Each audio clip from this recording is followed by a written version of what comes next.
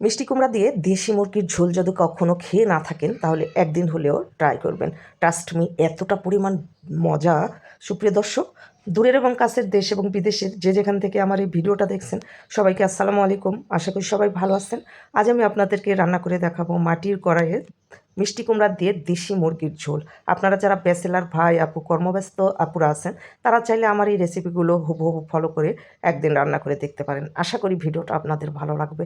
চলুন তাহলে কথা না বাড়িয়ে মূল রেসিপিতে চলে যাই। সুপ্রিয় দর্শক, চুলায় আমি আগের থেকেই একটা কড়াই বসিয়ে রেখেছি, আর এর মধ্যে দিয়ে দিয়েছি রান্নার রেগুলার তেল, দিয়ে দিয়েছি তেজপাতা, দারচিনি, ছোট এলাচ আর বড় এলাচ দিয়ে মশলাটাকে 30 সেকেন্ড ভেজে নিয়েছি। সুন্দর একটা ফ্লেভার বের হয়ে আসলে এর মধ্যে অ্যাড করে দিয়েছি 1 কাপ পরিমাণ পেঁয়াজ কুচি, আর পেঁয়াজটাকে দিয়ে নেড়ে চেড়ে হালকা গোল্ডেন কালার করে ভেজে নিয়েছি। এরপর দিয়ে দিয়েছি 1 চামচ আদা রসুনের পেস্ট দিয়ে নেড়ে চেড়ে আদা রসুনের কাঁচা গন্ধ চলে যাওয়া পর্যন্ত ভেজে নিয়েছি। এরপর অ্যাড করে দিয়েছি 1/2 কাপ পরিমাণ পানি, আর সেই সঙ্গে অ্যাড করে দিচ্ছি অন্যান্য সব উপকরণ। অ্যাড করে দিচ্ছি স্বাদ মতো লবণ, হলুদের গুঁড়া দিচ্ছি ছোটো চামচের 1 চামচ, মরিচ দিচ্ছি স্বাদ মতো, ধনিয়া গুঁড়া দিচ্ছি 1/2 চামচ, জিরা গুঁড়া 1/2 চামচ দিয়ে মশলাটাকে আবারও ভোনা ভোনা করে নিয়েছি। মশলা থেকে যখন তেল উপরে উঠে আসছে সেই পর্যায়ে অ্যাড করে দিচ্ছি আগের থেকে কেটে ধুয়ে পরিষ্কার করা মাংসগুলো। দেশি মুরগির মাংসগুলো কিন্তু অনেক বেশি মজা হয়। আপনাদের কাছে যদি দেশি মুরগি না থাকে সেক্ষেত্রে আপনারা অন্য মুরগি দিয়েও কিন্তু আমার এই সেম রেসিপিটা হুবহু ফলো করে রান্না করে দেখতে পারেন, তবে স্বাদের ক্ষেত্রে একটু পার্থক্য হতে পারে। তো মাংসগুলো আমি সব অ্যাড করে দিয়েছি, আর মাংসগুলো আমি রেগুলার পিস করে কেটেছি, খুব বড় করে কাটিনি। এখন মশলার সঙ্গে ভালো করে মাংসগুলো মিশিয়ে নিয়েছি। এখন এই পর্যায়ে আমি মাংসগুলো সেদ্ধ হওয়ার জন্য 1/2 কাপ পরিমাণ পানি অ্যাড করে দিচ্ছি। এই মাংসতে 1/2 কাপ পরিমাণ পানি দিলেই যথেষ্ট, কারণ এই যে মাটির কড়াইয়ে রান্না, এই মাংস থেকে পানি বের হবে, আর তাছাড়া মাটির কড়াইয়ে পানির পরিমাণটা কম দিতে হয়। এখন ঢাকনা দিয়ে ঢেকে ভালোভাবে বলক উঠে আসা পর্যন্ত রান্না করে নিয়েছি। এখন মাংসগুলো নেড়েচেড়ে একটু মিশিয়ে নেব যেন মাংসগুলো সমানভাবে সেদ্ধ হয়। তো মাংসগুলো আমি নেড়েচেড়ে মিশিয়ে নিয়েছি। এখন ঢাকনা দিয়ে ঢেকে মাংসটা একেবারে 50% সেদ্ধ হওয়া পর্যন্ত রান্না করে নিয়েছি। দেখেন ঝোলটা কিন্তু অনেকটাই টেনে গেছে, আর তেলটাও উপরে উঠে আসা শুরু করেছে। আর এই পর্যায়ে অ্যাড করে দিতে হবে আগের থেকে কেটে রাখা মিষ্টি কুমড়া। মিষ্টি কুমড়াগুলো একটু বড় বড় মোটা পিস করে কাটবেন, তাহলে দেখবেন মিষ্টি কুমড়াগুলো আর গলে যাবে না। আর আমি নেড়েচেড়ে ভালো করে মিশিয়ে নিয়েছি।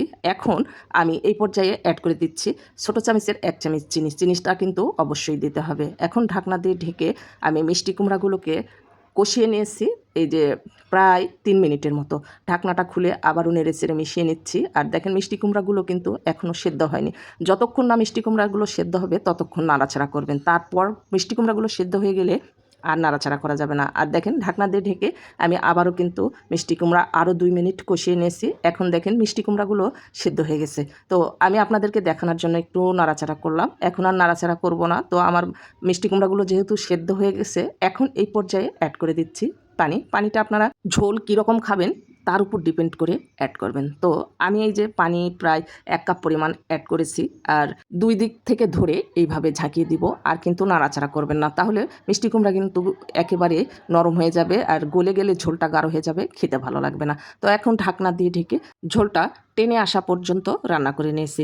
আর লবণটা কিন্তু অবশ্যই চেক করবেন। আর দেখেন আমার ঝোলটা অনেকটাই টেনে আসছে, আর চুলার জালটা কিন্তু আমি অফ করে দিয়েছি। তারপরেও কিন্তু বলক হচ্ছে, মনে হচ্ছে চুলার জালটা ধরানো আছে। তো আমি এখন এই পর্যায়ে অ্যাড করে দিচ্ছি ভাজা জিরার গুঁড়া। আপনারা যদি ঝোলটা বেশি খেতে চান সেক্ষেত্রে আগেই চুলার জালটা অফ করে দিবেন।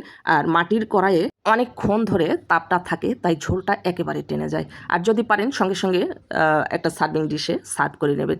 এরকম মজার মজার আর নিত্য নতুন রেসিপিগুলো পেতে আমার চ্যানেল সাবস্ক্রাইব করে পাশে থাকা বেল আইকনটা ক্লিক করে রাখবেন, যেন নতুন কোনো ভিডিও ছাড়ার সঙ্গে সঙ্গে নোটিফিকেশান সবার আগে আপনার কাছে পৌঁছে যায়। আর যারা ফেসবুক থেকে দেখবেন প্লিজ ফেসবুক পেজটাকে ফলো দিবেন, লাইক কমেন্ট শেয়ার করে আমার পাশে থাকবেন। ভালো থাকবেন সবাই, দেখা হবে পরবর্তী ভিডিওতে। আল্লাহ হাফিজ।